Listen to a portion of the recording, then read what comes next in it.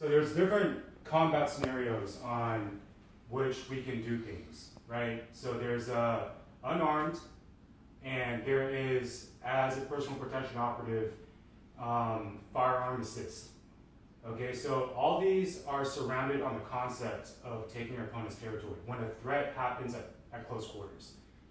Now, hand-to-hand combat, a lot of people, hand-to-hand combat always happens at close quarters, right? So anytime you're in a situation like against knife, against empty hand, everything else, or just one-on-one dueling, right? The entire concept of Bajiquan is we fight with a step. So what does that mean? Okay, so let's take 缠丝bomb for example, right? So 缠丝bomb, this type of movement, right? So a lot of people like to break it down where it's like, let's square off, and give me something real. Like give me a real situation. I'm gonna try to look pretty doing this, okay? So we're here, like, that doesn't do anything. This could easily have just been there. Right? That's not Bajiquan principle. There's one very important principle of it, which is call, right? So on the breakdown of the 缠丝bomb alone, like there's a couple things. Like there's the chin knock, where if somebody grabs you, you do this, that type of situation. This is going to hurt when I have control of you. But the problem with that type of isolated technique is when people start learning techniques like that, they think, oh, like I'm going to do a 缠丝bomb on you, grab my hand, now I'm going to do here, and then now I'm going to punch you. That shit never works. Not under that circumstance, it does not. It's too chaotic. So with call, how do you make call body checking? That's the application of it. But the whole concept of call is I need to be here. I need to get myself to here. But not only do I need to get myself to here, I need to produce force as I'm coming down here.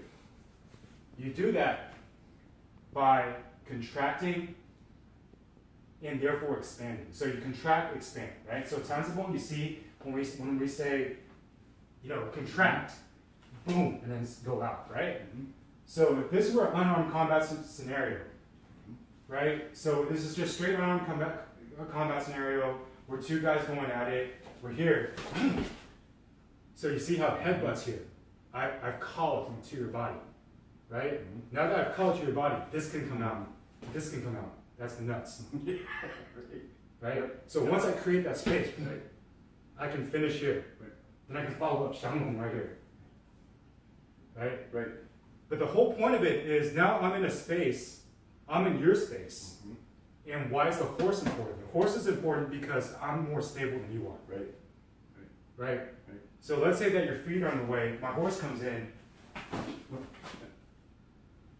I'm taking all that. So this is a battle of territory. This is a game of chess. Okay?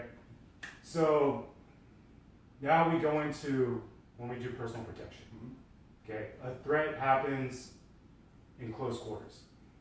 There are a couple things that could happen, right? Typically, if you see a threat approach, you should be running anyway. That in a realistic situation, as my job as a bodyguard, I need to make sure my principal goes to safety. I see them approach, we run. Get them out of there, right? But if a threat happens, when it happens in my vision, but it happens in close quarters, okay? There are a couple things, because obviously to learn the exploding, the finish, and all that stuff, there's a lot of ways that thing can go, and on top of that, like the average protection officer is not trained to finish empty hand. It takes time to develop the power to finish somebody, right? But how do you take these movements and make it work for you? Because in today's world, we rely on the firearm, right? So let's say that a threat approaches, okay? It comes in, boom!